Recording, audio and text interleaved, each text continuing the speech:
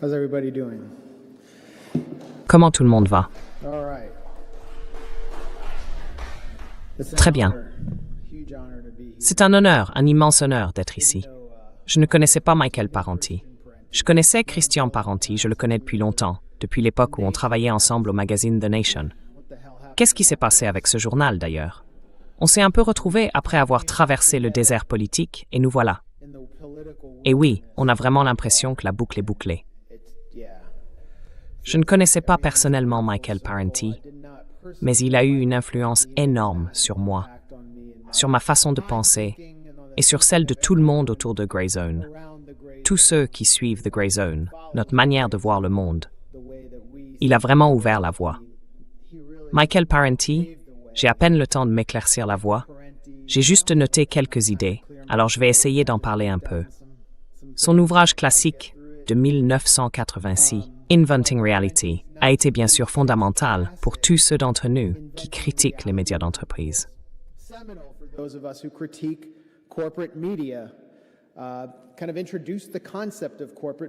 Il a en quelque sorte introduit le concept de médias d'entreprise et ils ne lui ont jamais pardonné. À l'époque, la critique du New York Times disait que le livre était, je cite, « facile à écarter », parce que Parenti peignait à grands traits marxistes, contrairement à la précision pointilliste du New York Times, celui-là même qui a vendu à l'Amérique l'idée des armes de destruction massive en Irak. C'était une étude percutante sur des institutions comme le New York Times et sur son propriétaire, Pinch Sulzberger.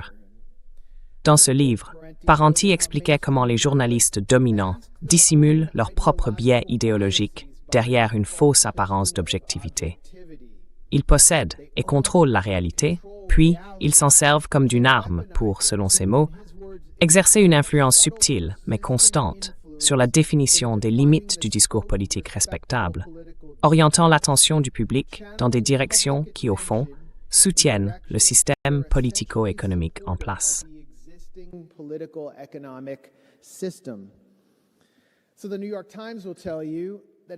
Alors, le New York Times vous dira qu'il se contente de rapporter toutes les nouvelles dignes d'être publiées. Mais quand il qualifie de « autoritaire » tout dirigeant ou système politique contre-hégémonique ou socialiste, quand il traite de « complotiste » les personnalités publiques qui remettent en question la version officielle des événements, de l'assassinat de Kennedy à l'incident du golfe du Tonkin, des attaques chimiques en Syrie jusqu'au traitement des Ouïghours en Chine. Quand il parle du Hamas et du Hezbollah comme de mouvements islamistes radicaux, voire terroristes, et qu'en même temps, il décrit le parti Likoud en Israël comme un parti conservateur, comme si Netanyahou était avant tout préoccupé par le mariage homosexuel, plutôt que par la croissance démographique de la population palestinienne autochtone.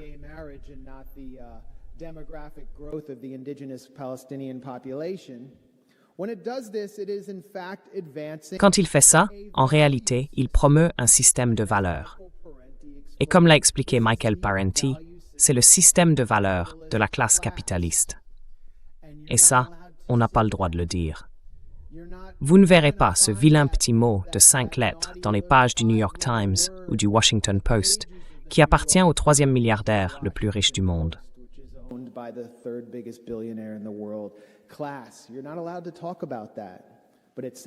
Classe, on n'a pas le droit d'en parler.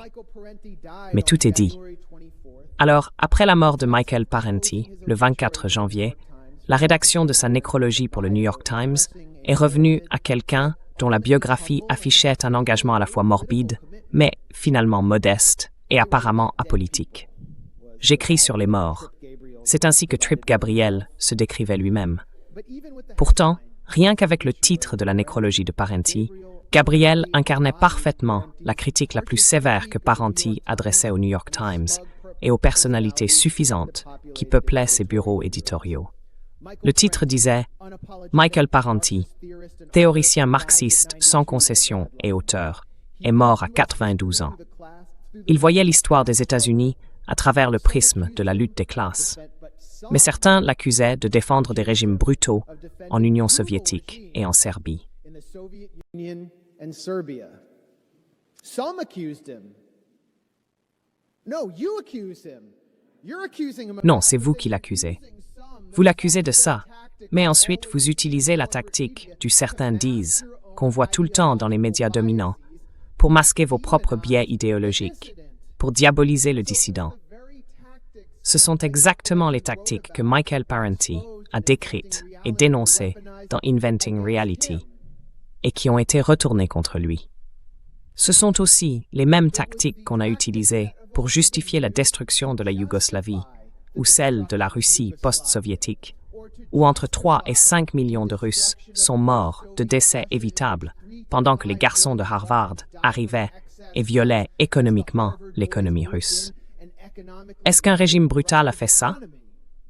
Est-ce qu'un régime brutal est responsable de ce crime contre la Russie? Est-ce qu'un régime brutal a bombardé le Parlement russe en 1993 pour que Eltsine puisse gouverner par décret et éliminer les durs à cuire, qui étaient en fait des parlementaires élus?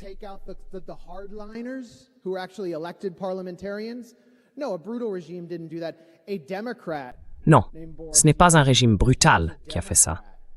C'est un démocrate, Boris Eltsine, qui l'a fait. Oui, un démocrate.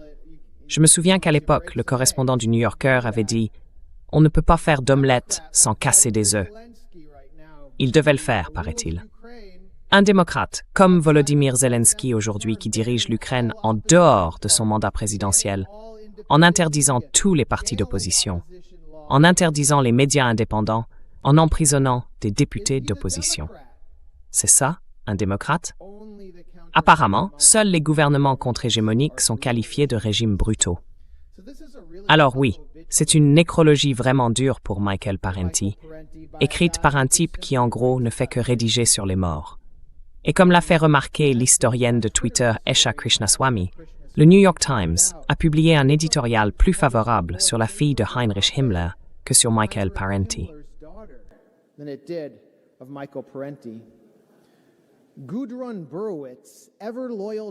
Le titre disait « Gudrun Burwitz, fille toujours loyale de Himmler, est morte à 88 ans ». Selon Trip Gabriel, du New York Times, la faute la plus impardonnable de Michael Parenti aurait été d'avoir défendu les cibles socialistes des campagnes de changement de régime menées par les États-Unis après la guerre froide. Des campagnes qui se poursuivent encore aujourd'hui. Il écrivait que son soutien au gouvernement se réclamant du marxisme l'avait conduit à adopter des positions que peu d'autres à gauche, aux États-Unis, auraient osé prendre. Ah oui, dans les années 80, il a défendu l'Union soviétique alors qu'elle s'effondrait et que ses anciens satellites d'Europe de l'Est gagnaient leur indépendance. Dans les années 90, il a pris le parti de la Serbie et de son dirigeant meurtrier, Slobodan Milosevic. Pendant les guerres de Yougoslavie, au moment où ce pays se fragmentait en nations indépendantes, il s'est simplement désintégré.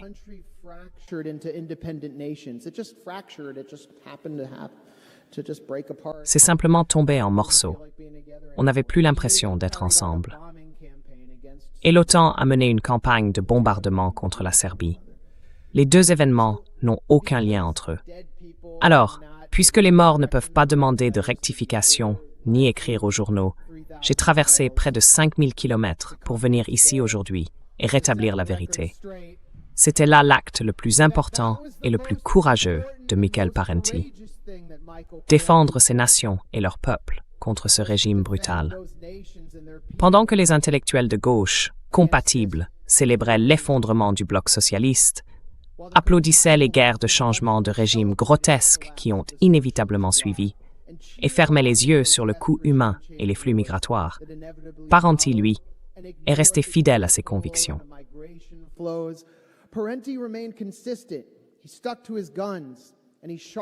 Il est resté fidèle à ses convictions, et avec le temps, il a affiné sa critique de l'Empire.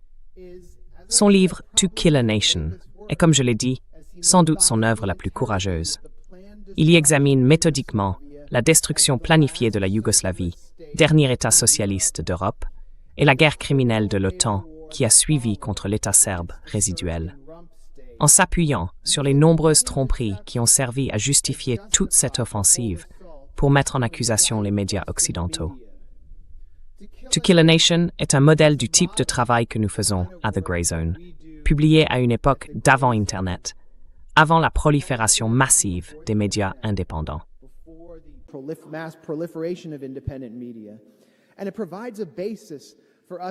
Et cela nous donne une base pour comprendre la marche inexorable des campagnes occidentales qui ont ensuite détruit l'Irak, la Libye, la Syrie, et qui visent aujourd'hui l'Iran et la Russie à travers l'Ukraine, ce que la Yougoslavie a rendu possible.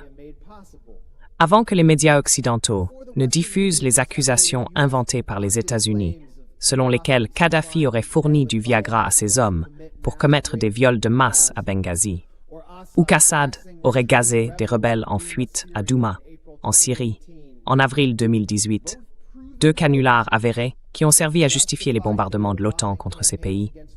Il y a eu d'innombrables manipulations autour d'atrocités dans l'ex-Yougoslavie. Par exemple, le prétendu massacre de 43 hommes innocents en janvier 1999 dans le village kosovar de Račak, que des responsables américains ont explicitement attribué à la police yougoslave.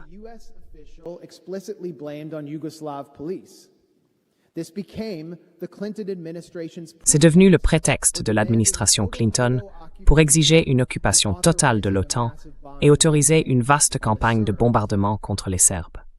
Et cela, malgré le fait que, comme l'a expliqué et démontré Parenti dans To Kill a Nation, les personnes tuées à Račak étaient en réalité des combattants issus d'un conglomérat soutenu par la CIA, composé de bandits, de trafiquants de drogue, de mafieux et de djihadistes, connus sous le nom d'UÇK, l'armée de libération du Kosovo.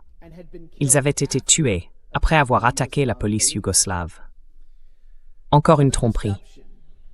Milosevic est présenté comme un meurtrier par le New York Times, pour des faits réels, imaginaires ou grossis. Mais qu'en est-il de l'UÇK et des forces bosniennes et croates qui ont commis d'horribles atrocités contre les Serbes avec le soutien de l'Occident, y compris à Srebrenica et autour de la ville?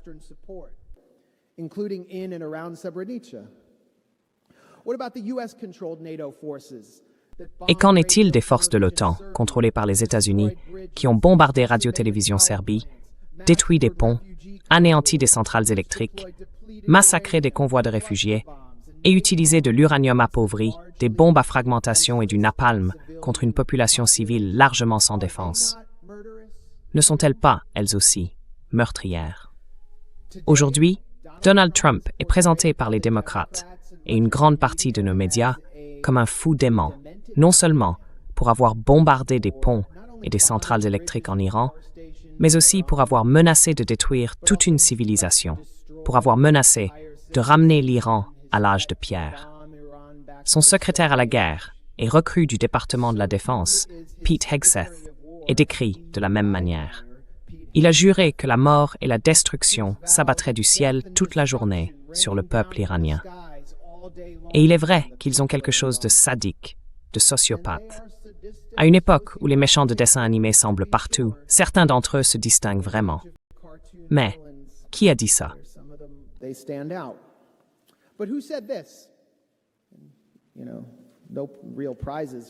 Vous savez, pas besoin de deviner bien longtemps, mais je parie que certains d'entre vous le peuvent.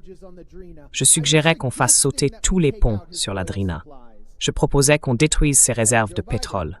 C'était Joe Biden, au sein de la Commission des Affaires étrangères du Sénat, parlant des attaques de l'OTAN contre la Serbie, et qui a dit ceci: le but de la guerre contre la Yougoslavie est de démolir, détruire, dévaster, dégrader et, en fin de compte, éliminer l'infrastructure essentielle du pays.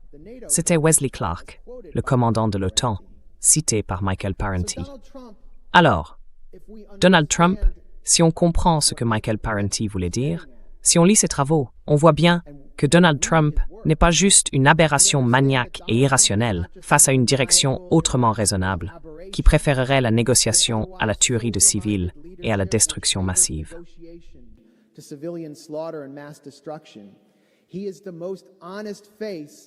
C'est le visage le plus honnête de la classe capitaliste et, j'ajouterais, sioniste militante, qu'il sert. Lui et ceux qui l'entourent savent parfaitement ce qu'ils font.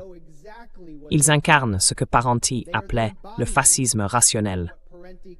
Et ils savent aussi qu'ils bénéficient d'une impunité totale quand ils agissent ainsi. C'est pour ça qu'aucun responsable militaire ou politique américain, ayant ordonné la mort de milliers de civils et causé des milliards de dollars de dégâts matériels en Yougoslavie, n'a jamais eu à répondre de ces crimes devant la justice. Comme l'a souligné Parenti, le Tribunal pénal international pour l'ex-Yougoslavie a été créé par Madeleine Albright, avec des fonds américains, en totale violation de la Charte des Nations Unies, sans aucun précédent en droit international et sans mandat de la Cour mondiale. En réalité, c'était un tribunal américain installé à La Haye.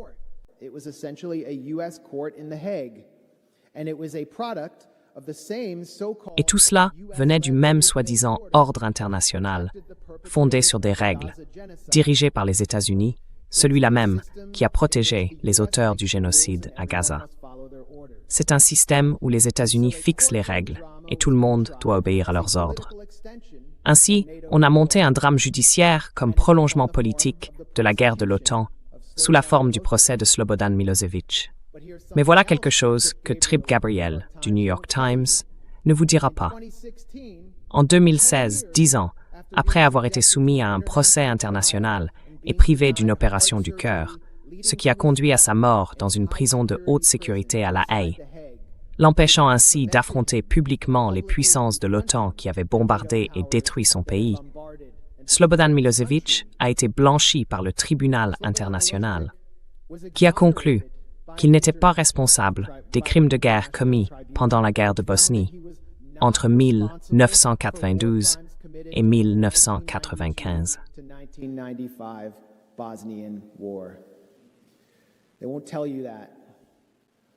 Ils ne vous le diront pas.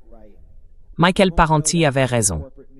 Vous ne le saurez pas en lisant sa nécrologie dans les médias dominants, que Michael Parenti avait encore une fois raison. Michael Parenti avait raison. Il avait raison parce qu'il était cohérent, parce qu'il restait fidèle à ses convictions, parce qu'il traçait des lignes droites. Il n'a jamais dévié de son analyse anti-impérialiste, alors que tant d'autres intellectuels de gauche l'ont fait. Il avait raison parce qu'il ne cherchait pas à plaire aux élites. C'est pour ça que vous ne l'auriez jamais vu dans le jet privé d'un financier de l'ombre. Il était ici, avec les gens, à Berkeley.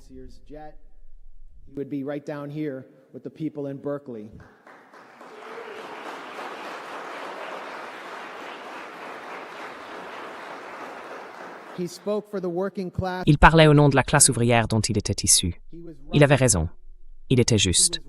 Michael Parenti est une lumière qui guide dans l'obscurité de cet âge d'or taché de sang. Michael Parenti, présent. Michael Parenti, presente.